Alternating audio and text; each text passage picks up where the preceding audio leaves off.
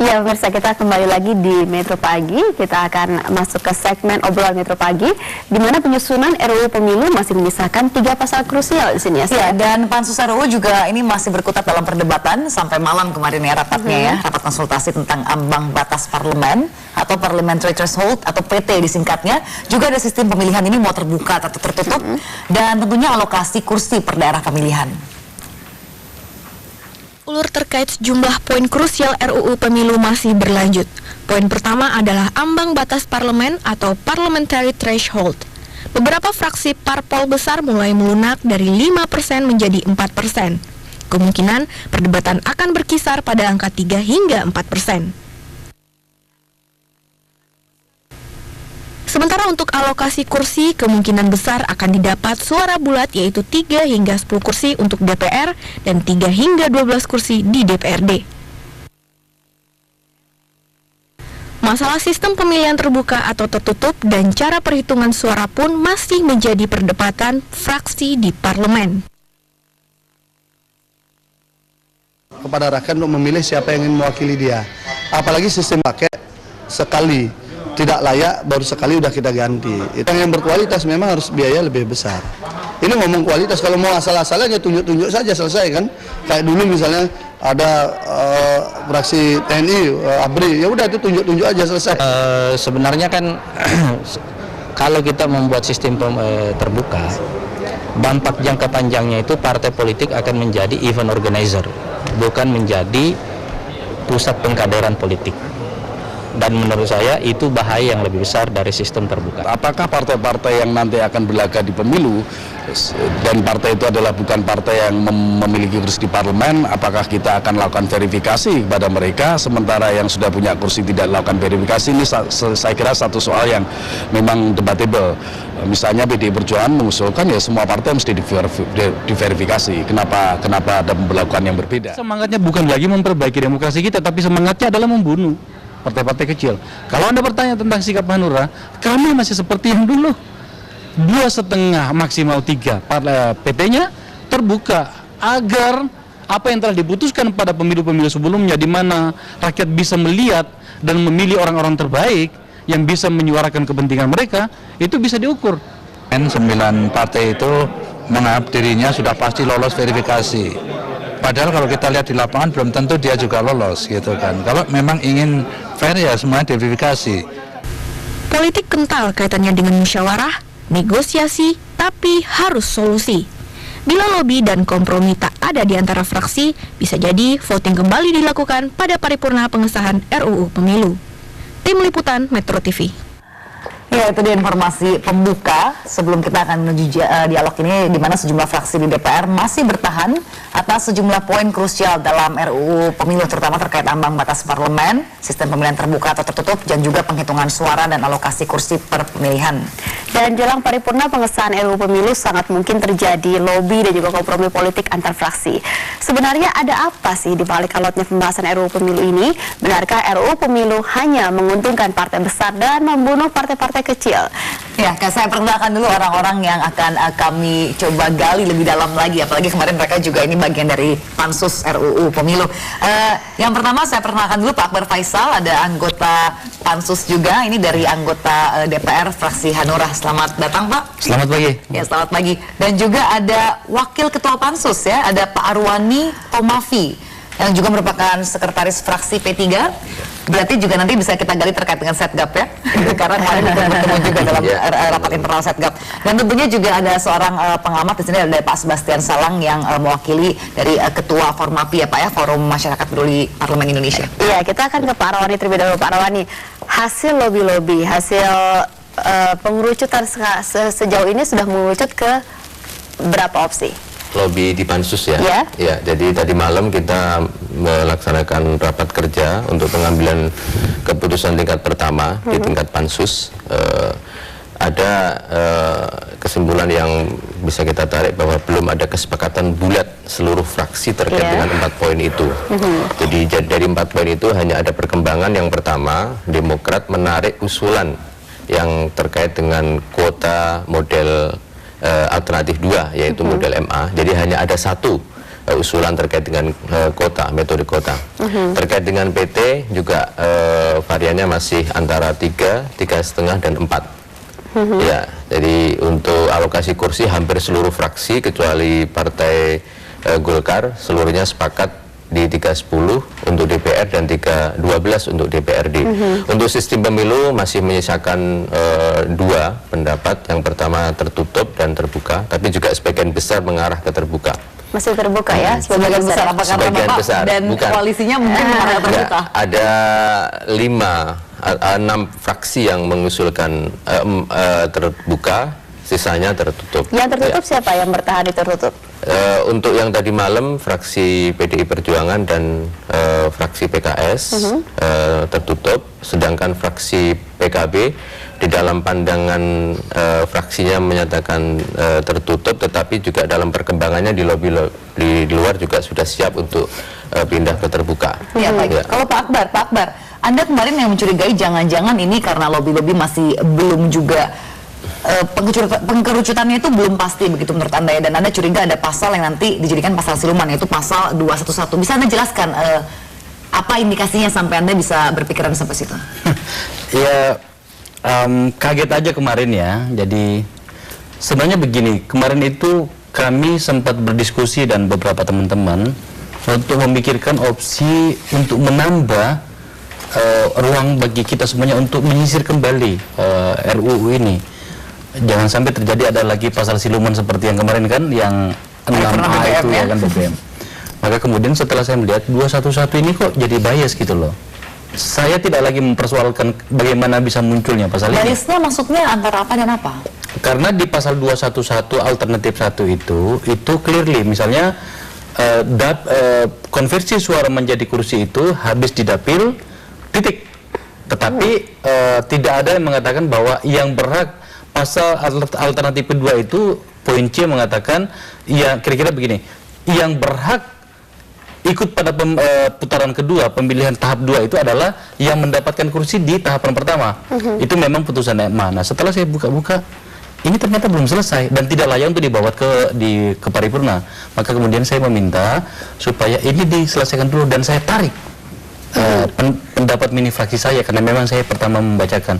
Karena menurut saya ini harus clear dulu. Dan kemudian setelah melalui perdebatan ya lumayan juga ya, alot gitu, maka kemudian entah gimana dari pihak Demokrat seperti yang dikatakan Mas Arwani tadi, apakah ada perintah dari langit atau gimana, dan kemudian mencabut alternatif 2. Dan kemudian kami mendesak pada pimpinan untuk mengatakan bahwa tolong alternatif kedua itu dicabut dan kemudian tidak lagi diajukan ke paripurna, dan kemarin sudah dicabut. Jadi clear ya. Dan secara keseluruhan lancar-lancar saja ya. Mudah-mudahan nanti di paripurna ini tidak ada lagi friksi yang terlalu jauh. Satu-satunya barangkali yang akan, kalau memang harus dibawa ke paripurna dan menjadi agak hot ya, agak panas, adalah model apakah parsial atau paket. Dan kelihatannya kami juga sudah punya sikap. Kami dengan teman-teman, saya rasa sekarang sudah posisi 7 ya Mas ya. Jadi votingnya paket gitu ya? Paket. Jadi paket itu maksudnya semuanya secara keseluruhan. Dapil, kalau kami yang meminta dapil terbuka, sistem terbuka, kemudian PT 3,5 sekitar situ kira-kira, kemudian dapil tidak tetap ya, dia tetap 310 untuk DPR RI dan 312 untuk DPRD Kabupaten Kota dan Provinsi.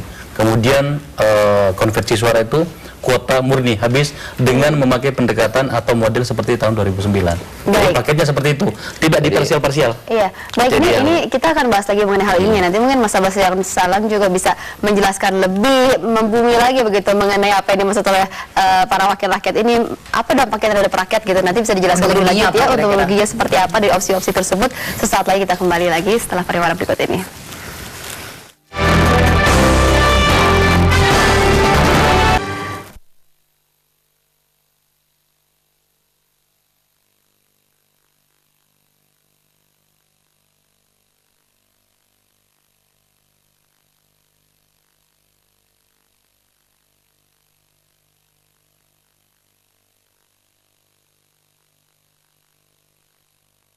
Perdebatan rakyat ya.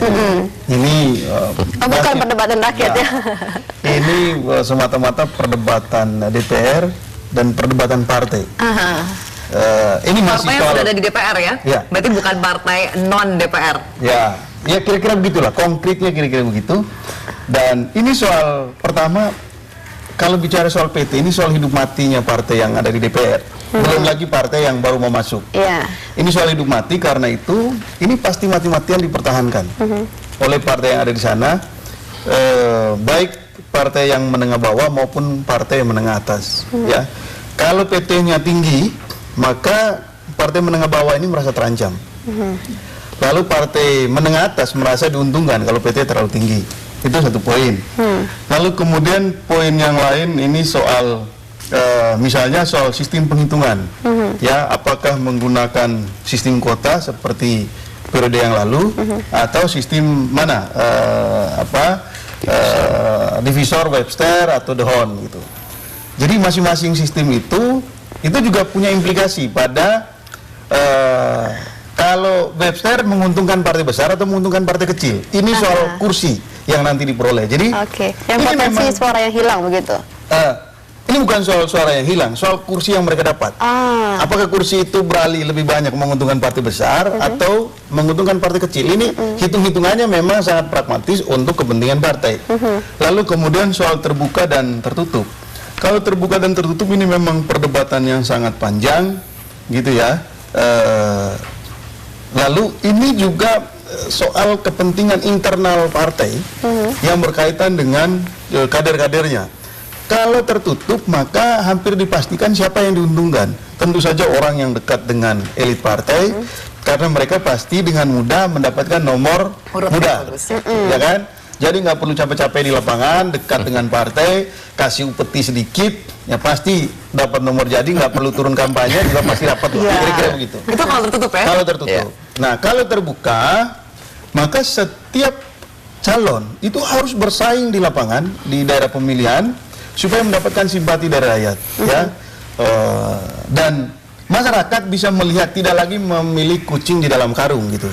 Kalau kucingnya kucing yang manis sih nggak apa-apa. Kalau kucing nyarong itu yang ada di dalam karung, ini kan repot, ya. Jadi kalau terbuka itu pasti masyarakat yang ingin memilih siapa wakilnya itu dia tahu orangnya. Dengan harapan tentu partai politik itu mengajukan calon-calon yang punya kompetensi, punya integritas gitu, dan mau bekerja untuk rakyat gitu.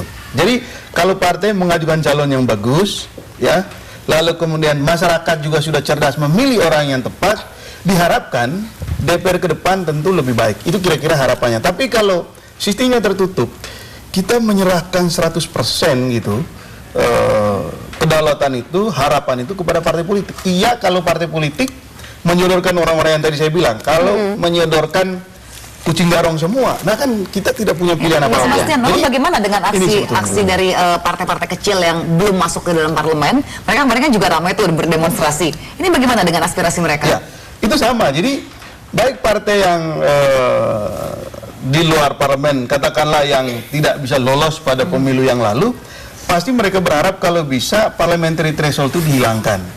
Kalau parliamentary threshold dihilangkan, maka mereka punya harapan lah pemilu berikutnya nanti mereka punya kursi DPR mau dapat 1 kursi. Kalau alasannya biar lebih demokrasi, ya, bisa lebih terpenuhi, apakah itu alasannya memang tepat kalau mereka mengajukan jadi begini, PT dihilangkan? Apapun sistemnya, itu pasti punya harga, pasti punya konsekuensi gitu pada partai besar, partai kecil, partai baru atau partai lama. Itu pasti punya konsekuensi. Cuma masalahnya kita harus memilih. Tapi setiap pilihan itu pasti harus punya reason yang kuat dan jelas untuk kepentingan bagaimana menjadikan partai politik itu pilar yang kokoh bagi demokrasi, bukan pilar yang rapuh bagi demokrasi. Kalau kita membuka terus-menerus, misalnya menghapuskan parliamentary threshold, maka partai politik itu tidak pernah diuji apakah partai politik itu sudah kokoh atau masih rapuh gitu. Nah, selama partai politiknya masih rapuh terus-menerus, jangan pernah berharap demokrasinya juga makin matang. Gitu.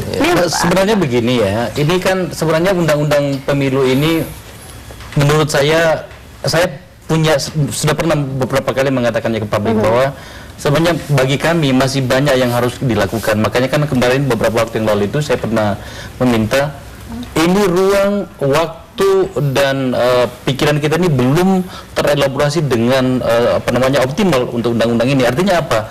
Masih banyak lubang-lubang yang bisa dipakai untuk berbagai hal yang tidak menguntungkan bagi demokrasi kita. Kita perdebatkan tentang batasan jumlah fresh money atau anggaran atau biaya untuk berkampanye misalnya. Itu kemarin ada ada gugatan soal itu karena apa efeknya ini ketika Anda berbicara tentang apa efeknya bagi rakyat, saya bisa katakan bahwa pertama tadi yang dikatakan Bastian kan bahwa kalau dekat dengan elitnya maka mudah mendapatkannya. Belum lagi soal yang tadi soal anggaran itu, Anda bisa lihat yang memenangkan pertarungan memperebutkan kursi-kursi di legislasi mulai dari pusat sampai ke bawah itu siapa? Pemilik modal. Kalau bukan dia misalnya punya uang atau seterusnya. Dan hasil perdebatan dari hak masalah itu kemudian hasilnya apa? Yang diatur ini masih soal sumbangan, tapi belum berapa yang dikeluarkan oleh si calonnya. Karena itu kan sumbangan itu 1 miliar per orang dan seterusnya. Nah kalau misalnya yang menyumbang sampai 1000 perusahaan, kayak apa coba? Yang kita perlu pikirkan adalah berapa yang dikeluarkan oleh si caleg itu. PKS kemudian menyebut kemarin angka 7,5 untuk pusat, 500 untuk segala macam.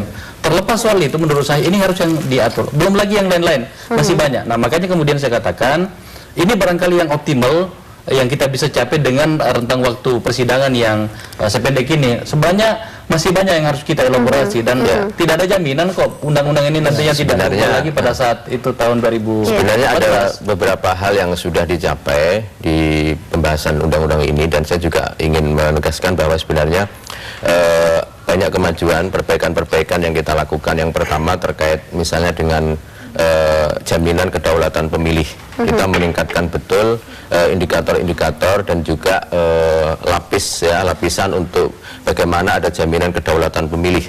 Maksudnya indikator apa?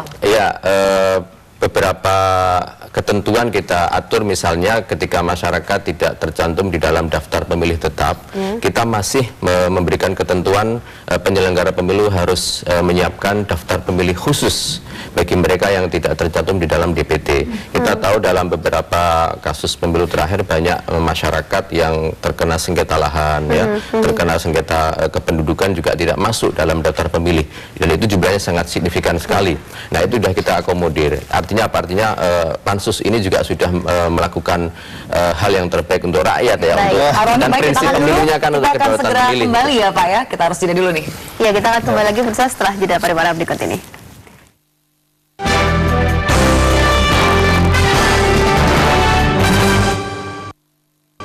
Ini kalau saya perbincangan ini masih alot begitu ya di rapat paripurna. Perkiraannya nih, kira-kira dari tim pansus apakah akan voting atau kesepakatan nih kira-kira? Ya kalau tidak ada kebulatan suara nanti di rapat konsultasi terakhir yang akan kita laksanakan menjelang rapat paripurna nanti, maka pengambilan keputusan akan kita bawa ke paripurna. Jika di paripurna juga kita akan minta lobby dan pada akhirnya tidak ada kesepakatan bulat ya, maka jalan terakhir ya kita akan melaksanakan voting. Votingnya ini akan parsial atau paket? Kalau saya menyimak pendapat fraksi-fraksi di pansus tadi malam, sebagian besar menginginkan paket.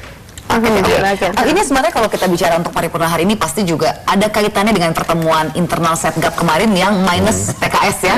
Nah kemarin Mas Arwani juga ikut hadir, diundang juga. Apa nih hasil dari rapat Setgap semalam?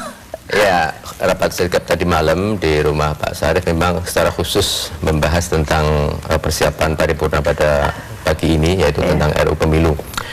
Sebagian besar fraksi di Setgap, saya nggak lihat tadi malam ada PKS ya, itu sebagian besar sudah menyepakati siap untuk mengerucut di angka 3,5%. Jadi satu suara, akan satu suara dipastikan. Saya hanya mengatakan akan sebagian besar fraksi. Ada salah satu fraksi Golkar yang masih bersikuku di angka 4% dan alokasi kursi di daerah pemilihan DPRD 310. Tapi sistem pemilunya sudah jelas. Sistem pemilunya masih terbuka. Tapi yang menarik di sini nih Mas, pemetaannya ya. Selama ini kan biasanya kalau ada permasalahan seperti ini terpetakan dengan sangat jelas partai Setgap yang tergabung dengan Setgap pendapatnya seperti ini. Untuk dalam hal di luar itu, Setgap itu bubar. Iya, dalam hal ini Hanura dengan PDIP pun berbeda. Kemudian Golkar dengan Bukan Demokrat begitu, berbeda. Hanura dan Gerindra barangkali yang ikut Setgap nantinya. Oh begitu ya, sudah cukup ya. Gimana Mas? Ini formula baru. Ini soal nasib dari partai-partai, hidup dan mati. Iya. Ini bukan soal bertahan 5 tahun atau tidak. Kalau mereka salah membuat keputusan sekarang, bisa jadi ada partai yang Terlempar begitu dari terlempar parlemen. atau keluar dari parlemen, maka susah. Kalau untuk hitung-hitungan ini. Jadi, Mas, saat ini partai mana yang paling krusial bisa terlempar dari parlemen? ya itu sulit lah apa namanya Sensitif ya? Apalagi kalau naik jadi 3,5 saja. sulit dipastikan sekarang, tapi tergantung. Jangan dipancing begitu. Ya, kalau 5% kita sudah bisa pastikan, tetapi kan ini 3,5% itu masih agak susah dalam maunya hitungan. Kita cari angka moderatnya. Hitungan kami kalau 4 sampai 5, maka partai yang ada di DPR itu sebanyak-banyaknya 6. Wah, 6 nih Pak. Sebanyak-banyaknya 6. Kalau 4 sampai 5%. Iya. Tapi kalau begini, saya ingin katakan pada teman-teman dan kepada publik hari ini bahwa saya katakan tadi itu sudah mengerucut, ya Mas Arwani ya, sudah mengerucut. Relatively saya rasa sekarang ini kalau mau dibuat pemetaannya 72 lah, 7 fraksi yang paket. Iya. Duanya itu yang masih, dan saya yakin yang lain itu akan ikut. Banyak sekali pergerakan-pergerakan sikap dari teman-teman fraksi yang lain yang kemudian membuat kami yakin. Satu contoh misalnya PKS awalnya pada saat pendapat mini fraksi kemarin itu menyebut 4, tetapi dalam perjalanan mendekati penutupan tadi malam, sikap pendapat mini fraksi itu mengatakan kami turun di 3,5. Iya. Mereka tinggal bertahan di website ya, konversi suara itu tadi. Dan saya yakin dengan melihat konstelasinya, kelihatannya kok ini mudah-mudahan ya tidak Hanya yang voting. luput dari perdebatan soal PT ini, saya tidak mendapatkan banyak banyak informasi soal perdebatan di internal DPR mengenai apakah PT ini diterapkan secara nasional atau diterapkan bertahap. Hanya satu fraksi yang dia selalu ngomong diterapkan secara bertahap. Nah, berjenjang maksud saya. Nah, kalau DPR mereka hanya memikirkan soal angka di tingkat nasional, maka saya memperkirakan pasca ini ditetapkan dan nanti pasca pemilu akan muncul konflik. Misalnya begini, kalau nanti yang ditetapkan 3,5% secara nasional dan itu diberlakukan secara nasional, partai yang tidak mencapai 3,5% di tingkat nasional otomatis dia tidak berhak di daerah. Andai kata ada partai yang sekarang ada di DPR, katakanlah kita ngambil contoh begitu, ya, dia tidak mencapai 3,5% di tingkat nasional, tapi di daerah tertentu dia karena basisnya memang di beberapa daerah tertentu saja, dia mencapai 20-30%. Lalu bagaimana nasib dukungan masyarakat yang ada di daerah? Jadi, tetapi ini tidak dielaborasi dengan sangat serius oleh teman-teman di DPR karena mereka sibuk mempertahankan bagaimana nasib di tingkat nasional. Enggak benar. Jadi, Bastian enggak benar. Kami juga menghitung itu. Tentu saja kita memperhitungkan itu karena kan mengacu pada 2009 kan realitas seperti Anda katakan itu benar adanya. Tetapi kalau kemudian Anda mengatakan tidak dielaborasi ya keliru juga. Kita mengelaborasinya. Bagaimana jangan sampai suara yang kan ada beberapa partai yang memang mungkin di nasional tidak dihitung atau tidak terlalu kuat, tapi di daerah kuat gitu dia. Cuman kan memang harus banyak pertimbangan di situ. Ya, baik, saya akan ke Pak Sebastian ini untuk penutup dialog kita ya. Tapi intinya menurut Anda kalau jumlah fraksi mengerucut ini lebih baik tidak untuk demokrasi kita? Karena ada yang bilang kalau terlalu banyak fraksi di parlemen juga mengerucut lebih baik. yang mana dulu? Mengerucut yang mana dulu? Kalau mengerucut soal sistemnya terbuka, kita tidak memilih kucing garong di dalam karung yang kita nggak tahu, ya. Tetapi kalau mengerucutnya tertutup, ya ini memang menyelamatkan oligarki partai. Tidak seperti zaman Orba ya. Itu satu.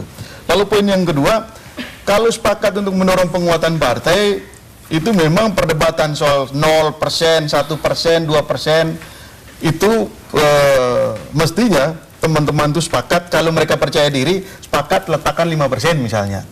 Tetapi kan perdebatan menjadi sangat seru sekarang ini karena menghitung saya mampu nggak, gitu loh.